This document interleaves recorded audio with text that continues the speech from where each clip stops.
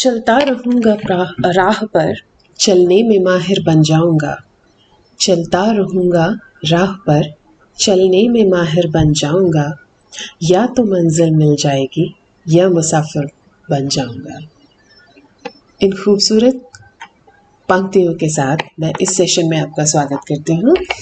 आज के सेशन का नाम है skills you need to learn, और आज हम बात करेंगे one of the important skills जो स्टूडेंट्स के लिए बहुत मैटर करती है। स्टूडेंट्स के लिए भी एंड ऑल द पर्सन, सभी के लिए इम्पॉर्टेंट है, दैट इज कम्युनिकेशन स्किल्स। क्या है communication? Communication is all about sharing your ideas, your opinion, your thoughts, any information with others, correct? अब कम्युनिकेशन के साथ हम ऐड कर लेते हैं, ये हमारी थोड़ी मिसकंसेप्शन हो जाती है कि हम इसके साथ इंग्लिश को ऐड कर लेते हैं। तो कम्युनिकेशन का सीधे सीधे भाषा से कोई मतलब नहीं है।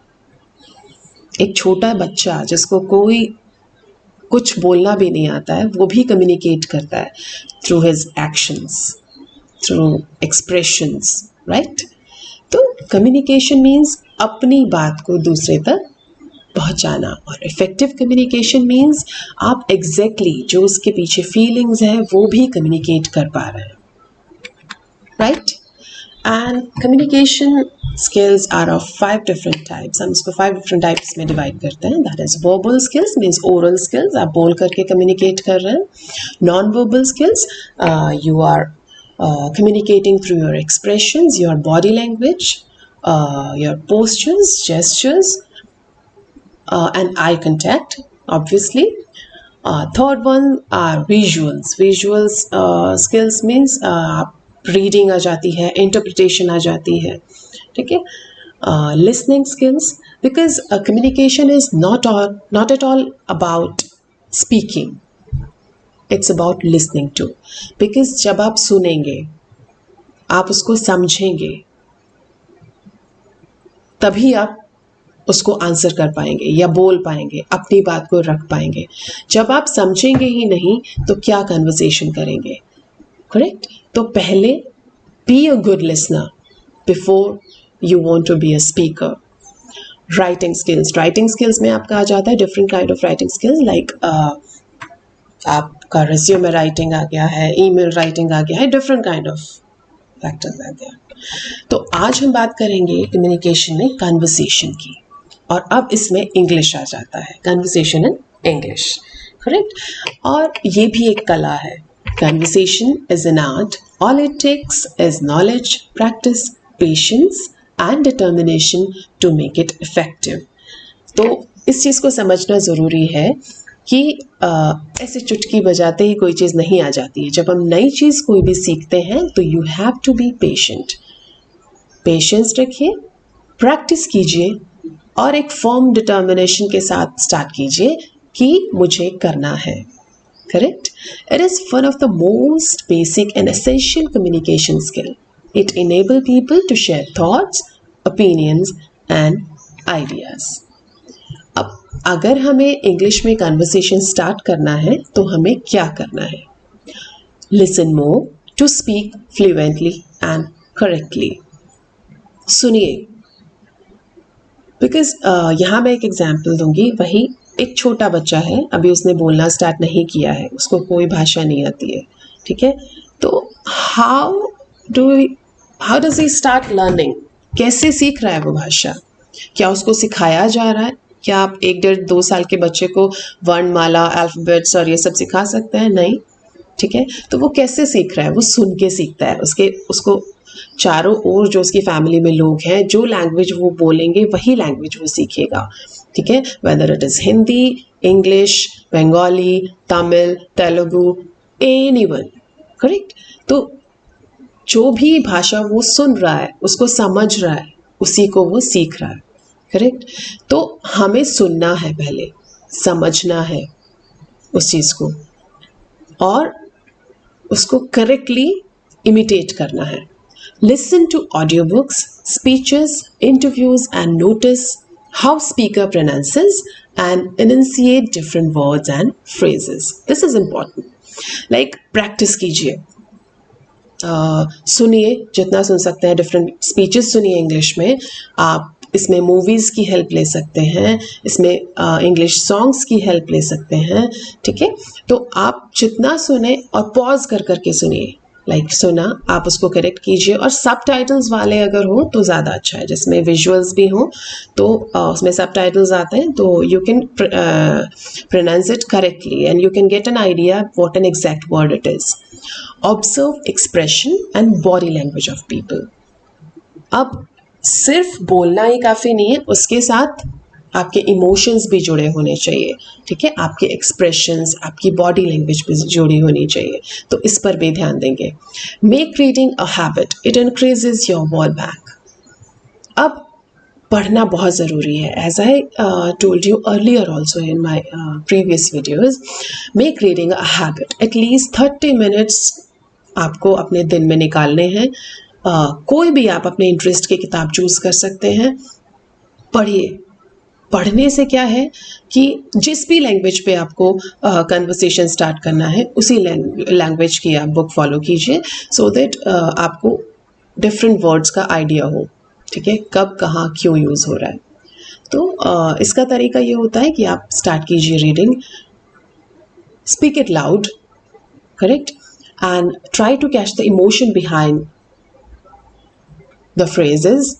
ओके, और जहाँ भी आपको लगे कि डिफ़िकल्ट वर्ड्स हैं, just underline them, keep a dictionary with you and get the idea of the meaning from that. Group exercises कर सकते हैं, अपने फ्रेंड्स के साथ एक ग्रुप बना सकते हैं, उसमें आप ग्रुप डिस्कशंस कर सकते हैं. ठीक है, for oral and written communication skills.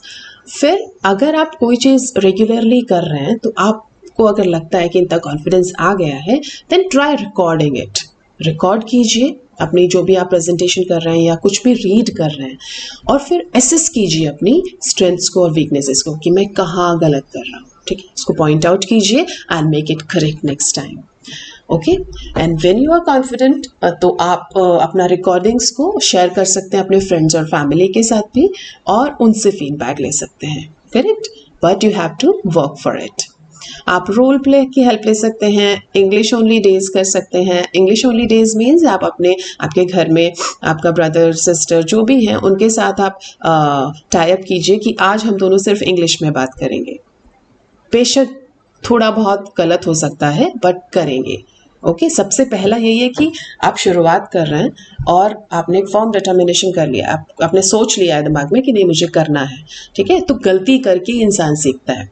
Correct, तो बिल्कुल आपकी कोशिश सफल होगी. Picture describing, practice with music and movies and talk to yourself.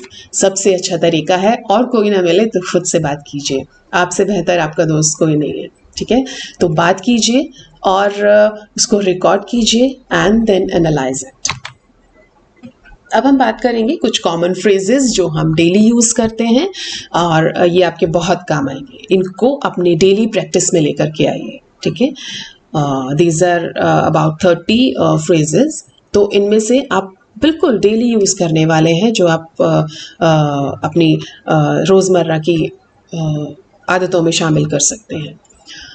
Like आप इंट्रोड्यूस कर रहे हैं किसी को अपने आप को और उनसे पूछ रहे हैं उनका नाम. Then hello, I am this this this and you, how are you doing, how is it going, what's going on, where are you from. I hope आपको आइडिया लग रहा है कि ये क्यों यूज़ कर रहे हैं. How are you doing, how is it going means आप उसका हालचाल मालूम करना चाह रहे हैं कि और क्या चल रहा है. वेयर आर यू फ्रॉम, आप कहाँ से हैं. व्हाट डू यू डू, आप क्या करते हैं. How can I help you, मैं आपकी किस प्रकार मदद कर सकता हूँ. What time is our meeting? I'll be with you in a moment. मैं कुछ ही देर में आपके साथ हूँगा. Please call me at, जब आपको किसी को बोलना है कि इस समय आप मुझे कॉल करें, then at के बाद आप टाइम ऐड कर सकते हैं. What do you think? जब आप किसी का ओपिनियन जानना चाह रहे हैं किसी चीज़ के बारे में, then you call what do you think? Never mind. जब आप किसी को किसी बात के बारे में आप समझा रहे हैं, कुछ समझा रहे हैं, he is not getting that point, तब आप हार के कहते हैं चलो छोड़ो जाने. So for that use never mind. I don't understand, मैं नहीं समझा. Could you repeat this please. आप इसको रिपीट करेंगे।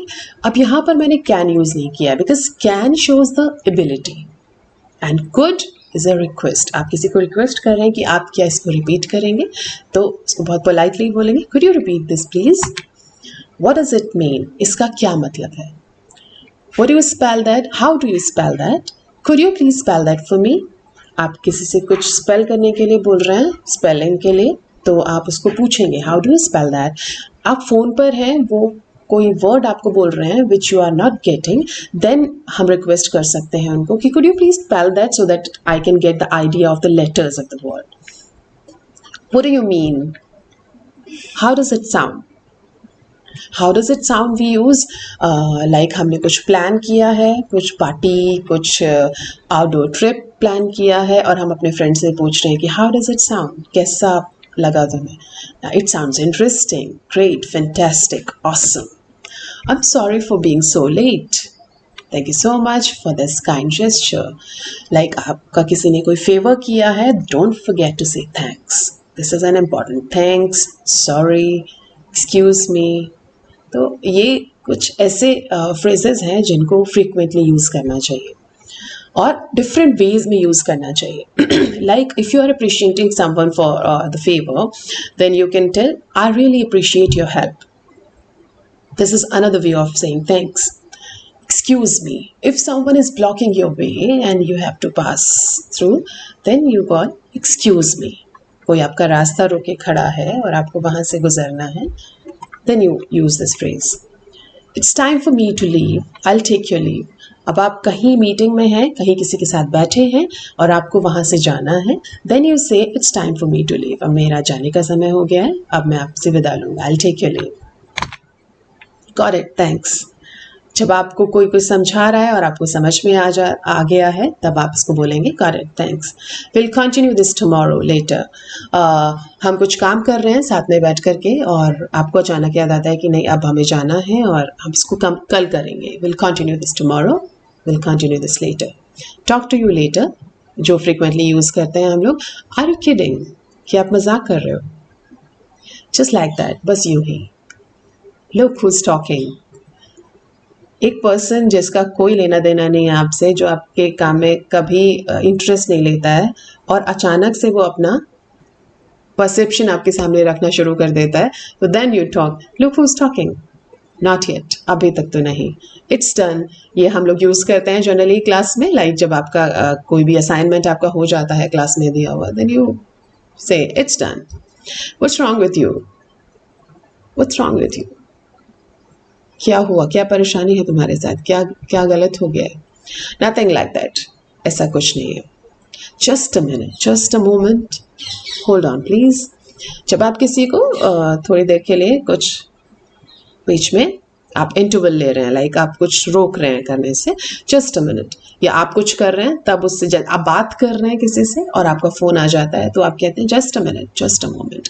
या आप फ़ोन पर हैं और फिर कोई आपको बुला रहा है, तो आप फ़ोन पर जिससे बात कर रहे हैं आप उसको बोलते हैं होल्ड ऑन प्लीज़.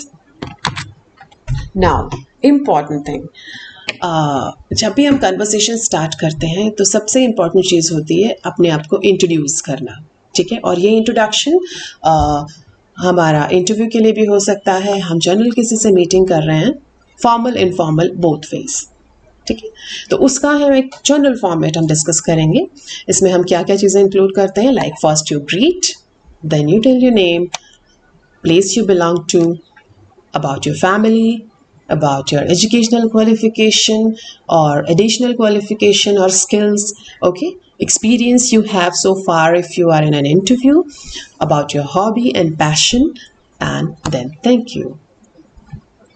तो एक जनरल फॉर्मेट है, like you will greet first, so you'll say good morning, good afternoon and good evening. Good morning to 12, good morning, 12 to 5, good afternoon, and then 5 to night, good evening.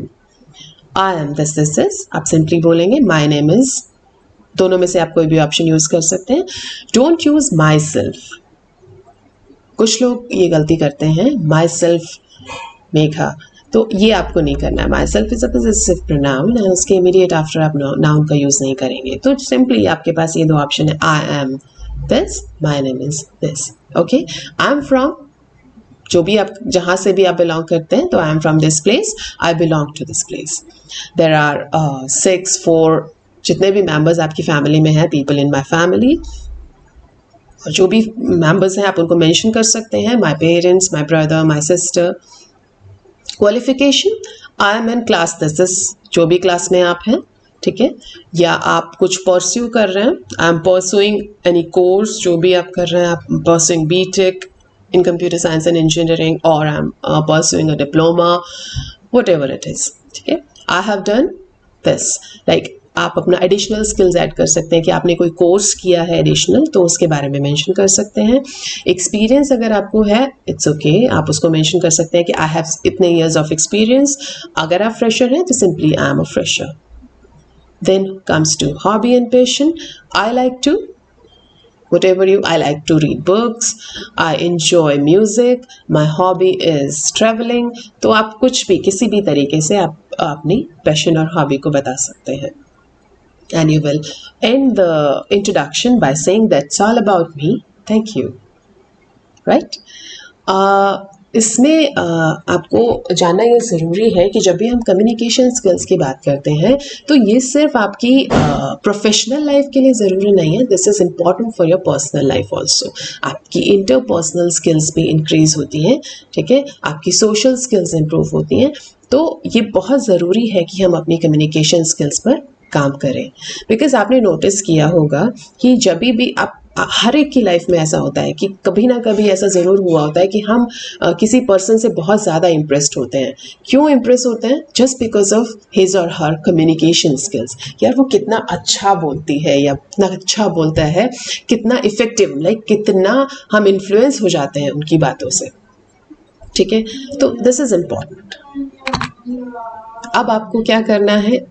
अब आपको एक काम करना है, because हमने अभी सीखा कि अपने आप को इंट्रोड्यूस कैसे करना है. तो आप एक अपना ब्रीफ इंट्रोडक्शन तैयार करेंगे, उसको पढ़ेंगे, करेक्टली प्रोनाउंसिएट करेंगे each and every word, practice करेंगे, आर्टिकुलेट करेंगे और उसको रिकॉर्ड करेंगे. रिकॉर्ड करके उसको खुद सुनेंगे, अपनी गलतियों को सीखेंगे, और अगर आपको लगता है कि आप अभी सेटिस्फाइड नहीं हैं, देन री रिकॉर्ड इट. ओके, जब आप सेटिस्फाई हो जाएंगे, then you will share it with your family and friends and get their feedback. This will मतलब एक अलग तरह का कॉन्फिडेंस आप फील करेंगे अपने अंदर कि yes you did something for you. This is just the beginning, correct, सिर्फ शुरुआत है. अगर आप ये बहुत अच्छे से करते हैं, that means you can do it. और इतना मुश्किल नहीं है कोई भी नई लैंग्वेज को सीखना, करेक्ट. थोड़ा सा एक चीज़ और ध्यान रखेंगे कि हम एक गलती करते हैं कि जब भी हम इंग्लिश सीखना शुरू करते हैं, तो हम क्या करते हैं, हम सेंटेंस अपना हिंदी का उसको ट्रांसलेट करने की कोशिश करते हैं इंग्लिश में. ठीक है, तो इसी चक्कर में थोड़ी सी ग्रामेटिकल एरर हो जाती है. और बट इट्स ओके, धीरे धीरे ये आदत जाती है. जब आप फ्रीक्वेंटली रीड करना शुरू करेंगे, जब आप फ्रीक्वेंटली सुनना शुरू करेंगे, तो आपको खुद आइडिया हो जाएगा कि what is the correct way. ठीक है, तो धीरे धीरे आपकी आदत अपने आप रिमूव हो जाएगी आपके अंदर से. शुरुआत में हम ये गलती करते हैं. Now watch this video again to find 10 difficult words, find their meaning and try to pronunciate them correctly. अब आपको क्या करना है, इस वीडियो को दोबारा से देखना है. इसमें काफ़ी डिफिकल्ट वर्ड्स हैं and you have to just find 10 difficult words. आप उनके मीनिंग फाइंड करेंगे, आप उनको करेक्टली प्रोनाउंसिएट करेंगे, करेक्ट, और शेयर करेंगे कमेंट बॉक्स में कि आपने ये एक्टिविटी की तो आपको कैसा लगा after doing this task. I am sure you can do this, because only you can change your life. No one can do it for you. Thank you.